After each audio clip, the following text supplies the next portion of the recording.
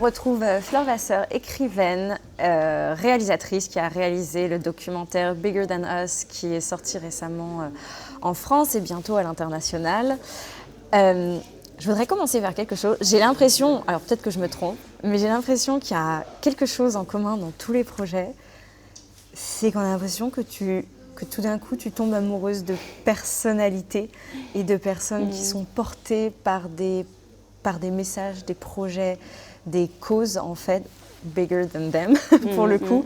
Et tout au long de ta carrière, en fait, parce que tu as écrit un bouquin sur Aaron Swartz, tu as fait un documentaire sur Snowden, là, Melati et tous les activistes, tu as fait des portraits pour TED. En fait, j'ai l'impression que tu es là pour donner la lumière à toutes ces personnalités. Écoute, c'est un joli mot de dire que je tombe amoureuse. Ouais. Je pense que c'est vrai. Ouais. C'est de l'amour en fait. Mais c'est de l'amour parce qu'en fait, je cherche de façon un peu désespérée des espèces de phares ou de la lumière dans notre océan de médiocrité et de mauvaises nouvelles et de... quelqu'un parlait tout à l'heure d'une espèce d'enclave. Voilà, on est coincé dans des raisonnements, dans une culture, dans une mentalité, dans un air du temps qui nous asphyxie totalement. Et en fait, moi, je m'accroche à ces gens-là, mais presque, je dirais pas physiquement, mais peut-être aussi d'ailleurs. Et c'est vrai que je les aime d'amour, parce que je trouve qu'au-delà du fait qu'ils me font directement du bien, je trouve que ce qu'ils font est juste dingue, parce qu'en fait c'est tellement facile aujourd'hui de renoncer, c'est tellement facile de raconter la même histoire que son voisin, d'aller chercher, tu écris, j'écris, d'aller chercher de l'outrance ou d'aller chercher ce qui va faire cliquer. C'est tellement facile de céder à cette facilité, à cette médiocrité, pardon, que je trouve que voilà, le fait de se mettre dans sa verticalité et de dire bah non, en fait, tu sais quoi, moi je vais essayer de réfléchir à quelque chose qui va aider tout le monde en prenant les risques parfois très importants comme Snowden. Bah, moi je trouve qu'aujourd'hui, tu vois, je trouve qu'il n'y a pas de plus belles histoires que ça à raconter en fait. Et ce qui est... la chose que toutes ces personnes ont en commun, c'est qu'en plus, c'est des personnes qui n'ont pas forcément la place de s'exprimer, qui soit vont être étouffées, comme Snowden, Aaron Swartz qui n'est plus là pour parler. Tu avais fait aussi une émission sur les lanceurs d'alerte. Les jeunes, on ne leur a pas encore donné le micro, on ne les écoute pas assez de par leur âge dans la société. Évidemment, c'est un système dans les médias. Voilà, ils n'ont pas encore une place qui paraît normale, casual, comme on verrait tous les jours. Bon, déjà, les femmes sont représentées très faiblement dans les médias, mais alors la jeunesse encore moins. Donc c'est ça qui est intéressant, c'est que tu leur donnes un moyen de communication et qu'à chaque fois, j'ai l'impression que tu adoptes ton médium et à la personne et à la cause. En fait, il y a un vrai... moi, je suis très en colère en fait contre notre industrie. D'ailleurs, c'est une industrie. Oui. C'est pas un art, c'est pas une vocation. Parce que justement, il y a la reproduction permanente du même discours. Alors que pour moi, il y a quelque chose qui me rend très amoureuse de la vie, qui me rend très amoureuse de ce métier. Enfin, je ne sais même pas si c'est un métier. C'est que précisément, l'intelligence est partout. Et certainement pas là où on regarde.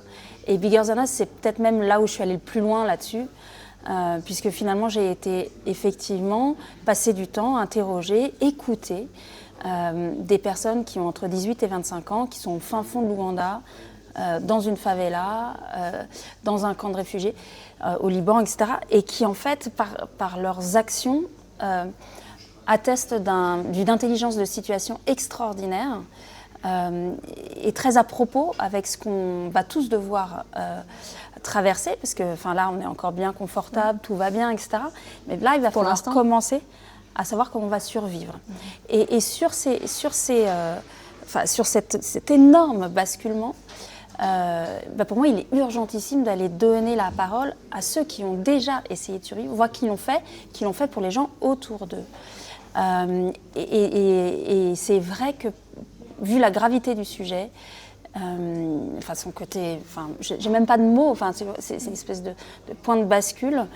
Il fallait faire quelque chose d'extrêmement fort en fait. Ça pouvait pas juste être de l'écrit, ça pouvait pas être un reportage à la télé. Il fallait qu'il y ait quelque chose de profondément généreux dans le traitement de ces personnes, pour notamment en révéler toute la noblesse en fait, et la simplicité. Mais sur la question de la distribution de la parole, je pense que justement notre industrie a précisément le devoir de retourner les choses. Moi j'adore que ça soit une femme de 25 ans du fin fond de l'Ouganda qui en 2 phrases te donne l'explication de ce qui nous arrive, en 2 phrases. Sûrement de façon très claire, beaucoup plus claire que n'importe quel média actuel. Que tu t'escales en 4 phrases, te disent pourquoi on est piégé, en fait. Et ça, mais je trouve qu'il n'y a pas... moi, pour aujourd'hui, dans tout ce que je vois autour de moi, je ne vois personne qui a cette lucidité, cette simplicité, cette humilité et cette générosité, en fait. Un homme politique va penser à ses voix, un chef d'entreprise va penser à sa part de marché, tu vois. Et donc, où est-ce qu'ils sont les gens plus grands que ce qu'ils servent?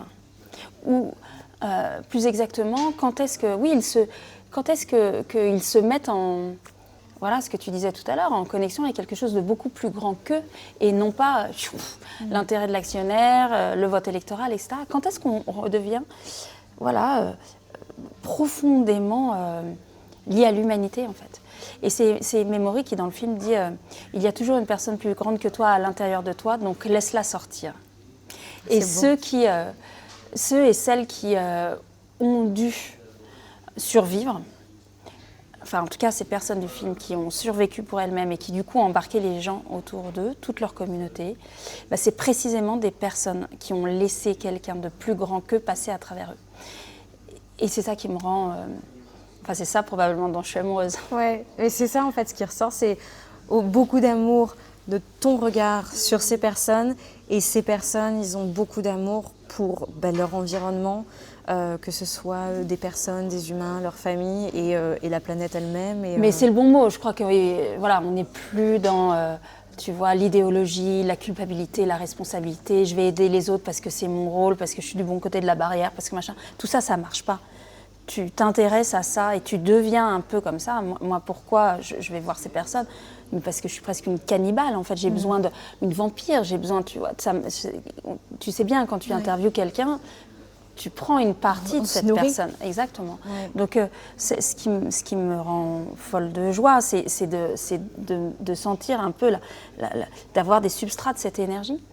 Et cette énergie, ça s'appelle l'amour. Ouais. C'est pas autre chose. Et ce qui fait que profondément, on devient engagé dans la vie, on agit, on se révèle en fait dans la réalisation de quoi que ce soit. C'est parce que ça nous rend joyeux. C'est par amour. Profondément, parce que tu es vivant et parce que tu es connecté. Ça, c'est un amour qui te dépasse en fait. Et du coup, cette envie de le partager avec encore plus de personnes. Là, c'était, pour le coup, c'était une dimension. Bon, d'abord, c'est vrai que j'ai la chance d'aimer écrire et d'être curieuse et de... puis d'avoir, j'ai de la chance d'avoir des personnes qui me font confiance, donc j'ai pu utiliser là le cinéma pour raconter cette histoire-là, ce que j'avais jamais fait avant. C'est pas cette histoire-là, pour révéler quelque chose, je pense. Mais si j'ai été aussi, et si je reste si engagée avec ce propos, c'est que moi-même j'ai des enfants qui se posent des milliards de questions sur ce qui se passe et que je vois bien qu'il n'y a personne qui essaye. Je ne veux pas être mégalo, mais il n'y a rien qui est fait pour leur répondre. Tout ce qu'on dit, c'est tiens, prends ton iPhone, va t'acheter une paire de Nike, regarde Instagram. Je veux dire, il y a une démission totale de notre système médiatique, très bien, mais de nous en tant que parents. Et là, moi, j'ai été heurtée dans mon rôle de maman, en fait. J'ai été questionnée dans mon rôle de maman. Ça veut dire quoi, élever un enfant aujourd'hui? Tu lui dis quoi par rapport à ce qui se passe? Et voilà, et comme effectivement j'ai la chance de pouvoir écrire, je me suis dit que j'allais en faire une histoire plus grande que moi. Donc c'est une forme de résistance. Ah ouais, je pense que je pense que les histoires sont contagieuses. Ouais.